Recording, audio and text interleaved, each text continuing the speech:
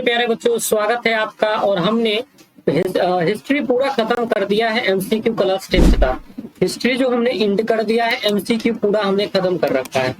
और 2026 में जो लोग एग्जाम दे रहे हैं ना, वो दिल थाम के बैठ जाइए, क्योंकि अब हम पढ़ेंगे इकोनॉमिक्स।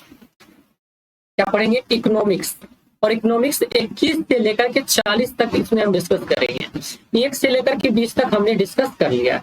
आइए देखिए क्वेश्चन नंबर 23 क्या कह रहा है। भारत में प्रथम पंचवर्षीय योजना की शुरुआत कब हुई? 1950 में हुई थी, 1951 में, 1952 में और डी ऑप्शन 1953 में। बताइए इनमें से कौन सा ऑप्शन सही होगा?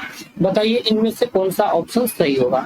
पंचवर्षीय योजना की शुरुआत अगर आपसे पूछा जाए तो 1951 से 56 तक चला था। 1951 से 56 तक चला था। ऑप्शन नंबर बी हमारा राइट आंसर हो जाएगा। आइए अगला नंबर क्वेश्चन कह रहा है क्या? अगला नंबर क्वेश्चन हमारा क्या कह रहा है? 23 के बाद 24 नंबर। 23 के बाद 24 नंबर भाग किधर गया मेरा बच्चा? कह रहा है कि राष्ट्रीय विकास परिषद का गठन कब हुआ? राष्ट्रीय विकास परिषद, नेशनल डेवलपमेंट का मिशन का गठन कब हुआ? राष्ट्रीय विकास परिषद का गठन अगर आपसे पूछा जाए कब हुआ तो आपको क्या बताना है? 1950 में, 1951 में, 1952 में, 1953 में या 1950? कौन सा आंसर सही होगा बताइएगा। सर इसका जो गठन हुआ था 1952 के अंदर हुआ था। राष्ट्रीय विकास परिषद का जो गठन हुआ था 1952 में हुआ था। अगला प्रश्न 25 है। बैंक उदाहरण है किसका? तो बैंक है उदाहरण क्या? प्राथमिक क्षेत्र का। बैंक उदाहरण है द्वितीय क्षेत्र का, तृतीय क्षेत्र का, चतुर्थ क्षेत्र का। तो आप कहेंगे कि सर बैंक जो है ना हमको वो क्या देती है? बैंक हमको सेवा देती है। बैंक हमको क्या देती है? सेवा देती है। सेवा देती है मतलब सर्विस देती है। बैंक हमको क्या देती है? सर्विस देती है। और जो सर्विस देती है ना वो कौन से क्षेत्र में आता है? तृतीय क्षेत्र में आता है।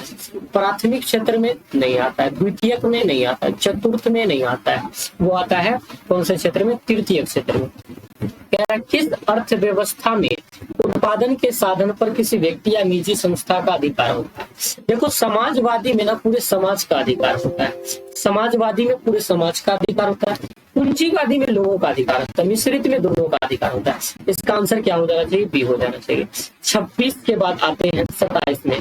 किस देश में विकसित अर्थव्यवस्था का उदाहरण है? विकसित अर्थव्यवस्था किस देश का उदाहरण है? बताइए 27 नंबर क्वेश्चन। तो ये हो जाएगा संयुक्त राज्य अमेरिका, श्रीलंका और ये सब अपना विकास हुआ नहीं है, संयुक्त राज्य अमेरिका हो जाएगा। 28 नंबर क्वेश्चन क्या कह रहा है कि नरेगा के अंतर्गत ग्रामीण मजदूरों को साल में कम से कम कितने दिनों के लिए रोजगार देने की व्यवस्था किया जाता है? तो याद रखना डायरेक्ट की नरेगा जो है वो 100 दिनों के लिए रोजगार देने की व्यवस्था की बात करती है। चलिए आइए, नरेगा एक कार्यक्रम है क्या चीज का? तो नरेगा एक कार्यक्रम है राष्ट्रीय स्तर पर, राष्ट्रीय प्रांत स्तर पर, विश्व स्तर पर, इनमें से कोई नहीं। तो नरेगा किस स्तर पर एक कार्यक्रम? तो आप कहेंगे कि सर राष्ट्रीय स्तर पर का कार्यक्रम। ये सारा ऑप्शन क्या हो जाएगा? गलत हो जाएगा। अगला स्तर हम बात करते हैं, क्योंकि विश्व स्तर का थोड़ी हम लोग अपना कल्पना कर सकते हैं। सतत विकास का उद्देश्य होता है कि ऐसा विकास जो आने वाली पीढ़ी को भी मिल पाए। तो केवल अपने लिए नहीं होता, दूसरों के लिए नहीं होता, अपने लिए और आने वाले संपत्ति के लिए होता है। Option number C is the right answer. अगला है 31 नंबर प्रश्न क्या कह रहा है वो सुनिएगा। 31 नंबर हमारा प्रश्न कह रहा है कि प्लास्टिक मुद्रा क्या है? एक चेक है। प्लास्टिक मुद्रा हमारा एक चेक है या एटीएम है या ड्राफ्ट है या इनमें से कोई है? तो प्लास्टिक मुद्रा सबको पता होगा, एटीएम को कहा जाता है। प्लास्टिक मुद्रा एटीएम को कहा जाता है। अगला प्रश्न हमारा जो 32 कह रहा है जनसंख्या की दृष्टि से बिहार का कौन सा स्थान है? जनसंख्या की दृष्टि से बिहार का भारत में कौन सा स्थान है? तो जनसंख्या की दृष्टि से भारत का बिहार में जो है ना, सॉरी बिहार का भारत में तीसरा स्थान है। अगला देखिए डाटा बदल भी गया होगा, एक बार चेक कर लूंगा। सब्जी उत्पादन में बिहार की कौन सा स्थान प्राप्त है? सब्जी उत्पादन में बिहार का कौन सा स्थान प्राप्त है अगर आपसे पूछा जाए तो कह देना ये दूसरा स्थान प्राप्त है सब्जी उत्पादन में बिहार को। दूसरा, बिहार में किसकी प्रधानता है? तो बिहार में कृषि, उद्योग, मत्स्य पालन, खनिज। आप सबको पता है कि हम बिहार वासी क्या करते हैं सर? कृषि करते हैं। हम बिहार वासी क्या करते हैं? कृषि करते हैं। अगला प्रश्न पे चले। अगला प्रश्न कह रहा है कि जनसंख्या के अधिक पिछड़ेपन का कारण क्या है? जनसंख्या में अधिक वृद्धि बिल्कुल कारण है। कृषि पर अधिक भार ये भी कारण है। सूखा और बाढ़ का प्रकोप इसका मतलब सभी कारण है। अगला प्रश्न पे हम चलते हैं 36 नंबर। आप देखते रहना कितना सही है। बिहार के विभाजन के बाद कौन सा उद्योग रह गया था? तो केवल हमारे यहाँ जो बिहार के विभाजन के बाद उद्योग रह गया था वो था चीनी उद्योग।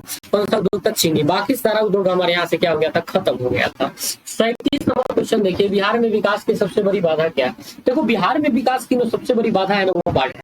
क्या है? बाढ़ है। कोसी उसी जो हमारे यहाँ ना डुबा लेता है। सुखाड़ बाधा है उतना नहीं, अशिक्षा अतिवृष्टि वगैरह नहीं, बाढ़ सबसे बड़ा हमारे खतरा है।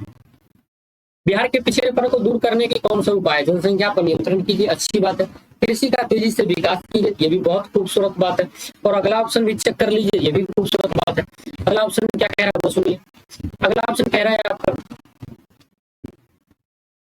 कि अगला ऑप्शन ये कह रहा है कि उद्योगों का विकास करिए, ये भी सही बात है। उपयुक्त में सभी कृषि पर निर्भर है, ये सारी बात सही लग रहा है मेरे को, इसलिए आंसर क्या हो जाना चाहिए? डी हो जाना चाहिए।